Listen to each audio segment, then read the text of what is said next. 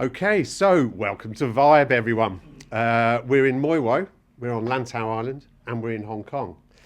And today at Vibe Book and Music Shop, we've got a full house. We're going to learn a bit about Birthday Happiness Asia charity.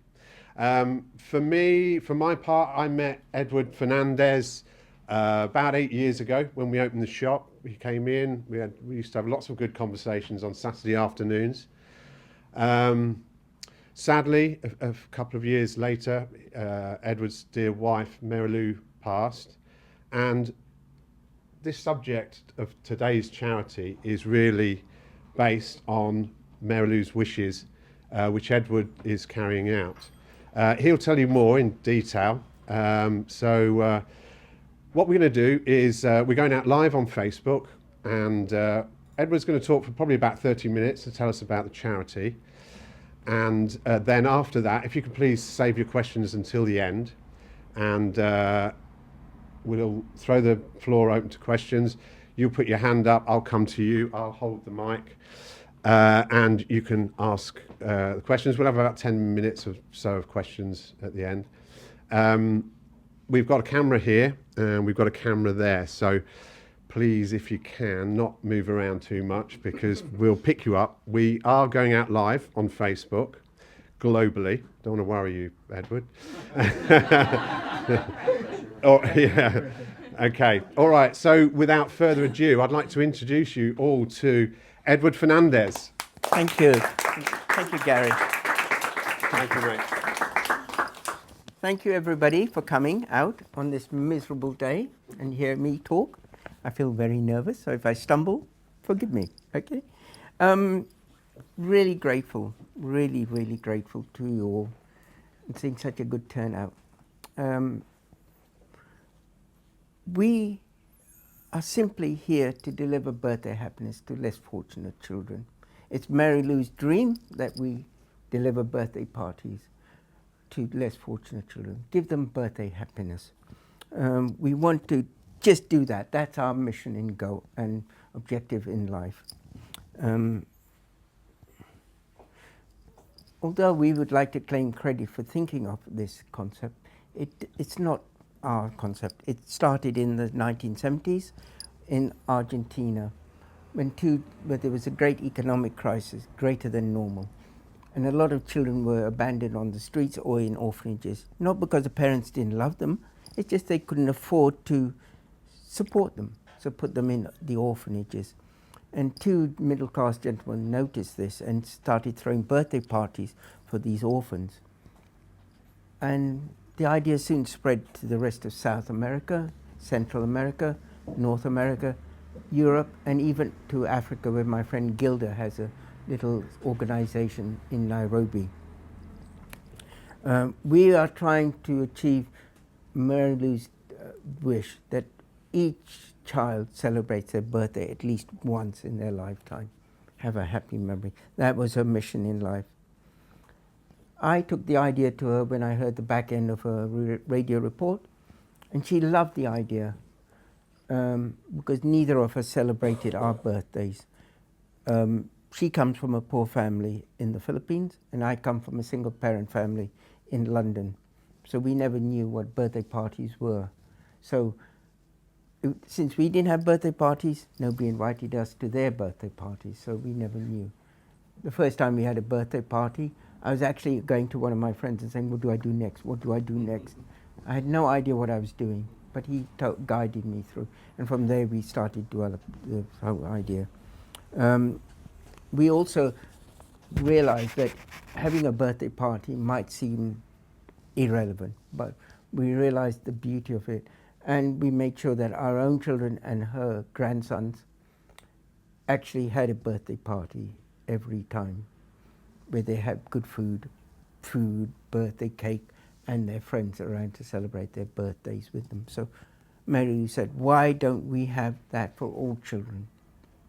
Which is true. When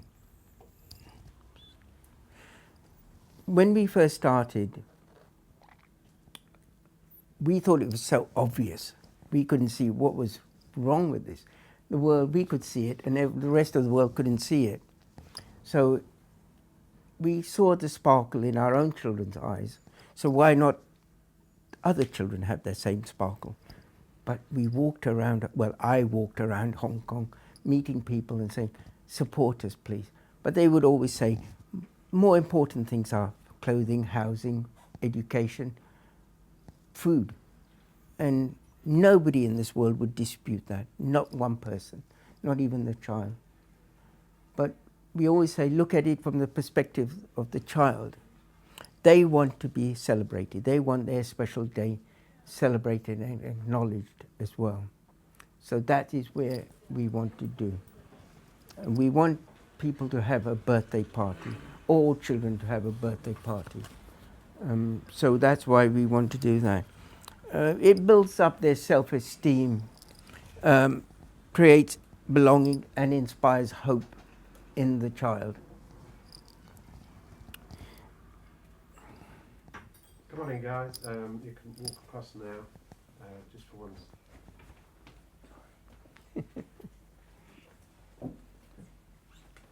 Oh. We want to inspire hope in the child, give them something to hang on to. Now, unfortunately, there's great poverty in Hong Kong. The last government census was in 2020, and the latest one I think was done by Oxfam in 2024. And they define poverty as if you're in a single household with $5,000 or less coming in every month, you're poor. If you were in a household of two with 11,300 or less coming in, and if in a family household of four or more, and you had an income, monthly income of 25,200 or less, then you were officially on or below the poverty line. And to make things worse is that we are in the richest, one of the richest societies, if not the richest society in Hong Kong. But the wealth gap has grown by 81.9 times. So there's a huge difference in wealth between the very rich and the very poorest, sadly to say. Now, sad. It's very sad to see these children. It's very sad indeed. Now, children who experience poverty in their lives have so many disadvantages, which are obvious: family disruption, poor education, poor facilities, poor everything is poor for them. They have to go home. They don't have, my parents don't have money to give them extracurricular activities that most people take for granted, like piano lessons or whatever. So they stay at home, live at home, waiting till their parents come home late at night to give them dinner or whatever. Right? So they live alone. The problem is the hurt internalizes, and they carry this on through their childhood and into adulthood. So it stigmatizes, it handicaps them. And this is a great downside of poverty. These organizations, these families have to rely on NGOs to support them for the very basic things in life, the very basic things in life. A good example is that we were at a party in Jordan, and suddenly this mother came in cuddling a baby, and she came charging in and said, "Can I have the formula milk now?" Because her daughter or child had not eaten for the whole day, and she wanted the formula to give to the child that day. So the child was going hungry and was asleep because she couldn't cope with being hungry. So that was something that shocked all of us, that they actually had to beg for formula for the baby. That was really, really sad to see. And it really hit to me that the child didn't have a chance to eat that all day until she got the formula for the child. As I said, my friend Gilda, who has an organization in Nairobi, goes every month on the dot to the local orphanages, gives a birthday party for the orphans, which is great, wonderful. They have musical clowns, they have musicians, bouncy castle, cake, food, everything. But Marilou argued, what happens to the child who lives just outside the orphanage? Can see this every month, can hear it, and all this fun happening. What about the child in Nairobi who can't celebrate their birthday? Don't they deserve it? So that's why we work with NGOs.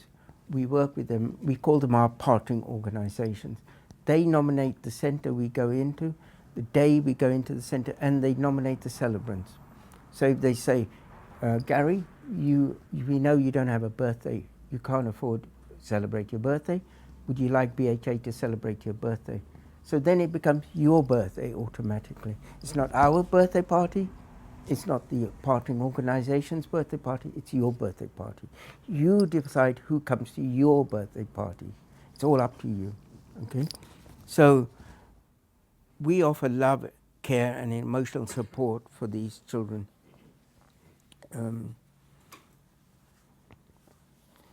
Right, so we also have what I'd like to see, and really like to see, is family members during or after the joyous party will talk to the celebrants and their guests. And what do you do? I'm a doctor, I'm a nurse, I'm an engineer, I'm a teacher. Using myself as a personal example, I was brought up by my mum, and she had to go and work as a typist in a bank. So my horizons was limited to just doing admin work. But if they're talking to somebody who's is a teacher or a social worker or what an engineer, a little idea is put into their heads that maybe one day I can be a teacher, I can be an engineer, right? Horizons are lifted dramatically. That's what we want. And the other example I like to use is we had a joyous party in Shamshai Po for children who live in cage homes or subdivided flats. And I always like to encourage, we sing happy birthday in English, Cantonese and Mandarin. But if there's another language in the room, I ask them to sing that in that language. And there was this young family member who could sing happy birthday in Japanese. And all of us looked at this, one of the celebrants singing in Japanese, happy birthday. Now, I don't know what will happen to that girl, but maybe she'll learn Japanese, be inspired to learn Japanese, learn to get a job in the Japanese company, and maybe one day run that Japanese company. That is what we're aiming for, lifting their horizons as well, giving them the opportunity to think, maybe this is not the end of my road. There is something better out there for me. Now, Marilou's idea was to give every child a joyous birthday party. We want to give them this party. As I said, our grandchildren and our children, her sons, my daughters, always have birthday parties, and they loved it. So why not every child? And that was Marilou's mission. This is our youngest boy getting his 1-year birthday, Francis. So that's, we need, so the smiles, you just see when they're having a birthday party, the smiles are worth coming just to see that. Just to see that, the smiles on their faces. And then they're going away with joy in their hearts. That's well worth the effort, well worth the effort. And my broken back as well. Right. These are some of photographs from our joyous parties. We have many joyous parties. We play traditional games like musical chairs, pass the parcel. When I'm the team leader, I like to run my joyous parties at 100 miles an hour. My philosophy is you're not sweating at the end of it. I failed miserably. Right. Other team leaders like to play charades. I don't, because I don't know how to do it. So each team leader has their own style. But the ultimate aim is to give each celebrant a joyous time, a memorable occasion. So how you deliver that as a team leader is up to you. Right. So if I tried charades with them, go, what are you doing? Here you can see there's a picture of me sitting there like I'm a beach whale. But that's unfortunate photograph. The creator of this PowerPoint, Eva, chose. Why, I don't know. But anyway, that's that. Right. Your support matters to us. Your really support really matters. We need to deliver more joyous parties. Giving joyous parties builds their self-esteem, builds the child's self-esteem up. Also, we give social interaction.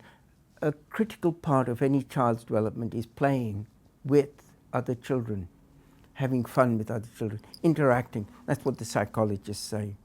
And it's good to be able to play with other people, other children, outside of the school setting.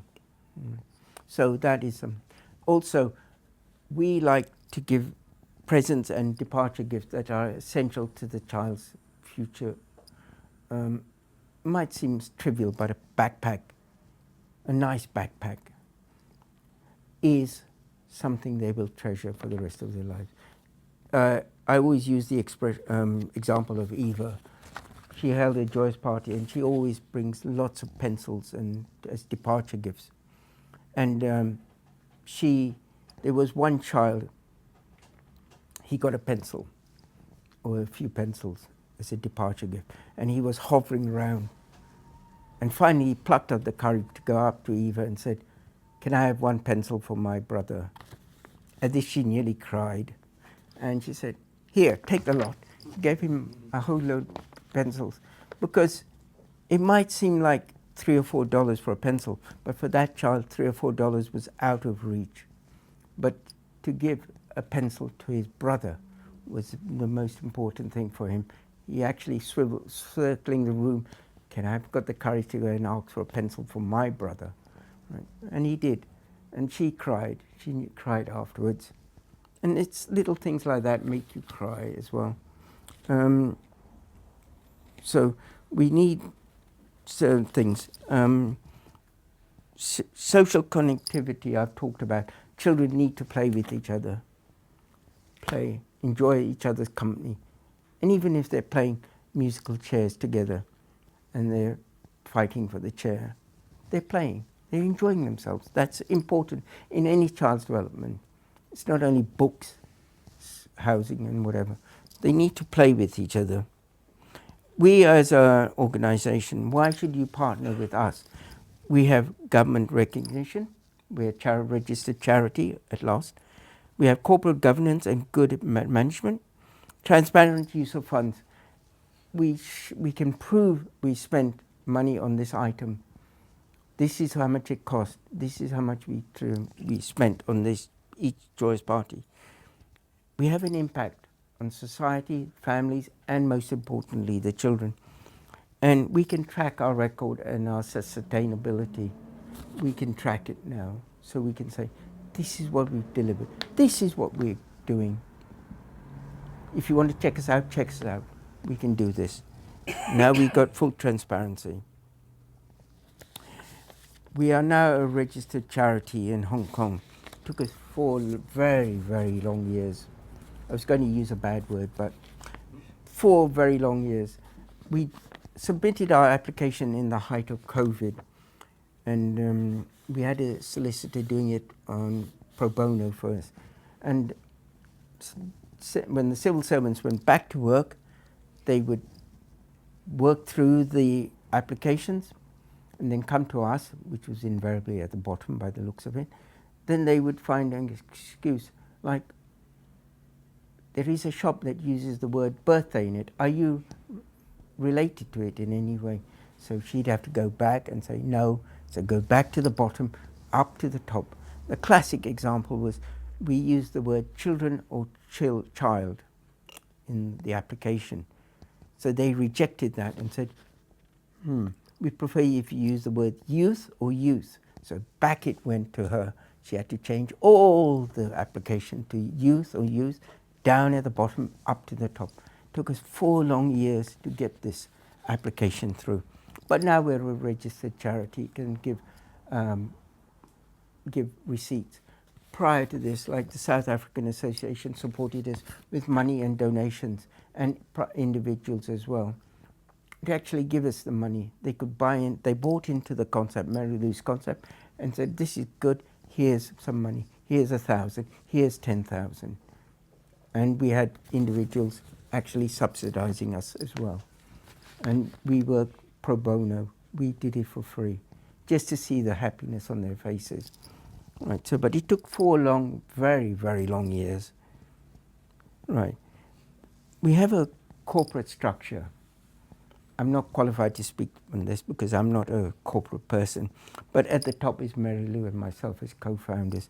We have a board of directors that now includes Greg Knowles, who is a lawyer in Hong Kong, and he's tightening up our legal side. We also have on our advisory board Daniel de Block, who is tightening up our financial as well. So we're transparent. And all the other positions like general manager, marketing manager is up to me. Okay? And I have to go and look for new partnering organizations as well. So it's a full-time job. Then we have volunteers, cake makers, family members, all contributing their time freely to us, like Mariella. She comes in as regularly. Now, we are transparent in how much we spent on each joyous party. Now, assuming we have 10 celebrants in the room, and each has 2 guests each, 30 participants, in other words, we estimate that it would cost us at least $6,500 each joyous party. Now, Marilou insisted upon that we serve them nourishing food. She thought nourishing food included spaghetti and spring rolls. The first joyous party we had, she made spaghetti. Really nice spaghetti though.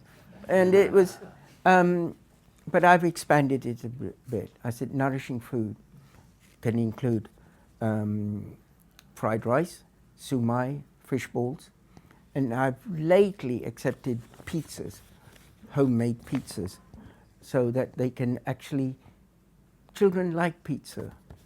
And when you present the pizza, the first thing that goes is the pizza. Never mind everything else, which is more tasty, but the pizza goes first. Whatever. All right. Then also, now $400 for drinks. Depending on the partnering organization, some partnering organizations don't mind fizzy drinks like Coca-Cola or Sprite or whatever. Others prefer fruit juices like apple juice, orange juice. Have no problems with that. It's up to the partnering organization. But I must be honest, when you present a child with a fruit juice, you can see the slight disappointment in their faces. They want Coca-Cola. But rules are rules. I can't break the rules without risk being thrown out of the partnering organization. Right? So I have to be honest about that. Sweets, I like to give lots of chocolates. Children like chocolates. Parents hate it. Children love it. Right? I like to give chocolates as much as possible. I see family members actually giving 1 or 2. So I stick your hand in, get a handful and throw it at them, or give it to them. Right? Children are children, whatever you say. Also, we give, for each game we play, prizes for the runners-up and the winners. And those knocked out will also get a little prize. So that's why we give 500, allocate 500. Now, birthday cakes. I am known as the cake monster. I love cakes now. But we don't like commercial cakes because we don't know where it was made, when it was made, and what's in the cake. Okay, could be anything. So what we try to do is to get our cake maestros make homemade cakes. The difference between commercial and our maestros is that they make their cakes with love. And you can see it immediately. Go onto our social media or our website and you will see, it's plain to see that they're made with love. And also, we like to see when the cake comes out. I like to switch off the lights, the candle is lit up, and the children go, wow, yeah, and they can't wait to tuck into it. So I always say, food first, then the cake, right? Make a wish, blow out the candles, and cut the cake for good luck for the year. So, birthday cake, birthday presents. Marilou insisted that we do not give gifts that promote sexism, racism, or violence in any shape or form. And each gift is worth about $200 to $300 each. So that's the biggest chunk of money that goes on a joyous party, because we're giving a present that hopefully will last a lifetime and be a constant reminder, a physical reminder of when their day was celebrated. And hopefully they will then pass it on to their children as well. So this is when a complete bunch of strangers came into my center, and gave me a great time. That's hopefully what we did. And departure gifts as well. Quite a lot of money, $600. It seems a lot, but for a child who wants the pencil, it's not a lot, right? Children want these things. They need, and parents want it as well. Boring parents, talking as a parent as well. Okay. Now, we have partnering organizations at the moment here, like I like Against Child Abuse. Personally, I like Against Child Abuse. They counsel families who are having problems in relationships and there's potential of physical violence. The other one is that I really like is Home Care for Girls. These are girls who have been either sexually or physically abused by men. So they're seeking refuge in the home. And we don't allow male volunteers to go there, because you might do something which is totally harmless to you and me, but might cause trauma in the girl. So we trying to keep it, and the only male allowed in is me, because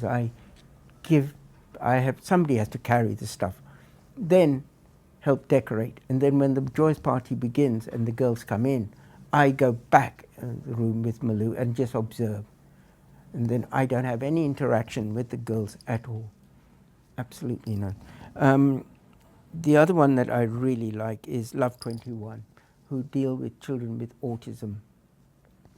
Although they might be 40, the oldest one was last month, was 56, but has a mental age of about 10. And the happiness in their faces, it's just unbelievable. Last month we had a belated Christmas Santa, and they loved it. They loved Santa coming in, saying yo, yo, yo, yo, and all that sort of thing. But I love Love 21 greatly. Now, in the 4 years that we've been going, we've delivered at least birthday happiness to 5,000 children. And we organized, that's a bit out of date, we did organize 194 joyous parties. And the most important thing we've achieved is giving the children self-confidence, hope. And again, I go back to Olivia. She told me that she loved seeing it, because the following week the children would be talking about it in English, Cantonese, or Mandarin, saying, "Did you see what Edward did? He was such a fool." And well, I hope they didn't say fool, but they had so much fun. And then they said, they talked about it for weeks afterwards, and she could see they were happier. And they couldn't wait for us to come back 3 months later and hopefully be invited to be as guests of the celebrants. So it's something they look forward to every day. Every day, everything was improved. And she said they were happier and easier to handle, which is something nice. Now, as I said, we've delivered 194 joyous parties as of the end of this month. We've reached 1,645 celebrants. And so if you have 2 guests each, we're averaging at about 5,000 children being given birthday happiness. But most importantly is the celebrants. And also the number of volunteers has grown considerably. We have over 700 now family members. We don't call them volunteers, we call them family members.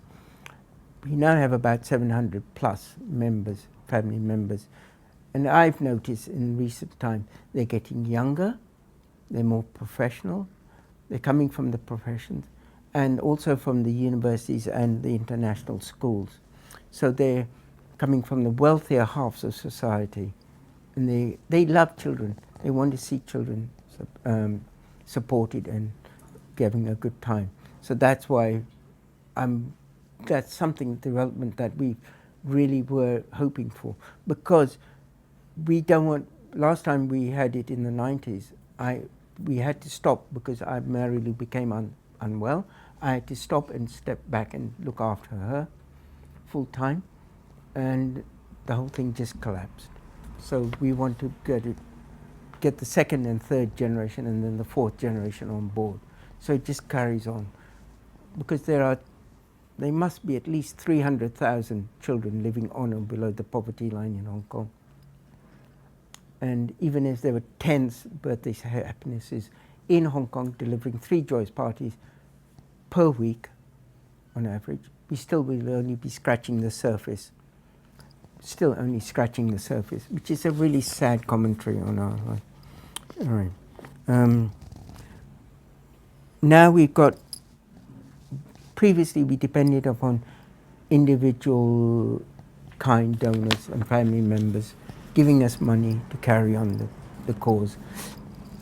But now we have companies supporting us, Ernest Maud, who do insurance. Giving While Living is another charity whose main function is to find old iPhones, laptops and iPads, refurbishes them and sends them to other poorer parts of the world like Vietnam, China, Philippines. But every year they give us a large donation of toys, suitable gifts for the children. Ashford Benjamin is a legal recruitment firm. More Good is very good because they're a commercial kitchen who cook for commercially, but certain amount is set aside for charities. So they deliver hot, nourishing food to us at joyous parties. So that's a hell of a saving every month. If we pay 200, 300 for the transportation costs, it is a huge saving. So if we save $1,000 here, we've got $1,000 for the next one. So we're always looking for savings, or I am as well.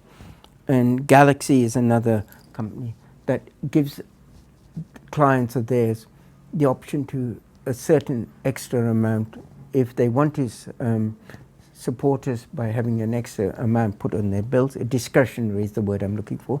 Discretionary payment. They'll take it and then give it to us every quarter.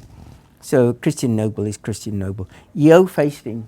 I was surprised when some of these more wealthy volunteers, they say, we always had face painters at our parties. I don't know. And when the face painters, Yo's company gives us a face painter, you can see the children, the first thing they do is go straight to the face painter first, and then we've got to say, don't worry, she's going to call you and she's going to give you all of the face painting. And then invariably the face painter is the last person to leave because the children are still there an hour later wanting their faces painted. I can't quite see the attraction, but for a child it's important that they have their face painted. And they invariably, they're the last one to leave along with the team leader. Okay, so Christian Noble is Christian Noble. They support us with donations as well. Now, as I said, when Marilou and I started, we seemed like we were the only ones who could see this. We thought, it's so simple. Anybody could work this out. But we seem to be. I was walking around Hong Kong for a couple of years and meeting people and so, but surely more important things. Yes, more important. But now look at us. We have a big family around us. We have our partnering organisation, which hopefully we will increase. Family of volunteers, supporters, sponsors, donors, cake maestros, face painting maestros, cosplayers, magicians, magicians as well. We had our last Joyous party was in Tung Mun, and we had a professional magician, Vince, come in, and he did close-up magic for them, and all the children would go, wow, right? It was just nice to see them all enjoying themselves. They've never seen magic, even on TV, but to see it close up was something else. So we're trying to recruit more magicians, and that is something that we really do think would be good. We're at the moment averaging around about 1.5 Joyous parties per week, but we want to get to 2 or 3 at least Joyous parties per week. Now, if we were to pay for everything at 6,500, that would work out at about 19,500 per week, or 78,000 per month, and 938 per annum. Right. So it is costly, but obviously we try and defer costs by having donations and things like that. And then we're trying to, right, whenever I talk to anybody or I ask our family members, if you're talking to somebody, spread the word. It's a new concept for Hong Kong. So spread the word, although we've been going for 4 years. Spread the word, get it out there. And hence this, we're trying to raise public awareness about our mission, or Marilou's mission. We need more volunteers. We need more people on board. Although 700 might look like a big number, but people have commitments and family commitments or whatever. So we need more team leaders. We need more cosplayers. We need more cake maestros. If we are to when we hit the 2 or 3 per week, we'll need more of everything. But the most important is money. I can't go out to new partnering organizations and say, right, we'll have a Joyous party on the 1st of May in your center. And then I say to them, turn around and say, sorry, can't do it. That will sour the relationship between the partnering organization and us. Don't want anything to do with you. But most importantly is Gary. If he's the celebrant, he's going to say, why can't I celebrate my birthday? Why can't I have a birthday party? Why can't I play with my friends? How can I explain to Gary that it is because we've got no money? He's not going to understand. That will disappoint him. I hope you enjoyed my little talk. I know I've been very nervous. And thank you very much for coming.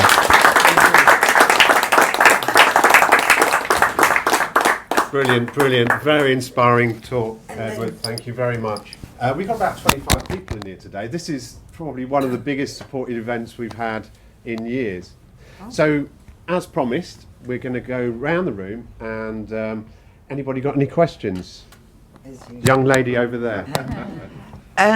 I noticed with your breakdown of what the costs for the party are, you hadn't mentioned venue costs. Where are the parties held? Right. The parties are always held in the partnering organizations. Always held in the partnering organization's venue, because first of all, it's easier for the celebrants and their guests to go to somewhere they know. Okay. Also, you don't have insurance costs and also transportation costs. Sorry, I should have mentioned that. But it is easier for them to go to the center and for us to go there as well. Yeah. And they know everything and we know where we're going. Okay, another question. Do you have any venues in Mui Wo or anywhere near here? No, unfortunately we don't have in Mui Wo, but we would like to have. Unfortunately, there are no. The problem is if we go to a school, there are political pressures that we can't go in. So we are trying to get into more schools that are in Band 5, because we go into a school in Tin Sha Wai that has a lot of families living in substandard accommodation or are refugees or refugees. So we're trying to get into those sort of schools because these are they have greater number of less fortunate children. We're trying to expand that. We want to expand into that. Invariably, it's going to be on a Friday afternoon, which creates a few logistical problems for us because most of our family members are working or in full-time education. But that's not a big problem. It's not insurmountable. But I have done in the past joyous parties by myself. So it's not insurmountable. But we need to reach these children. We need to reach them with birthday happiness. Other organizations and the government will look after their very basic needs. But giving them a birthday party is thought as frivolous. So that's where we come in.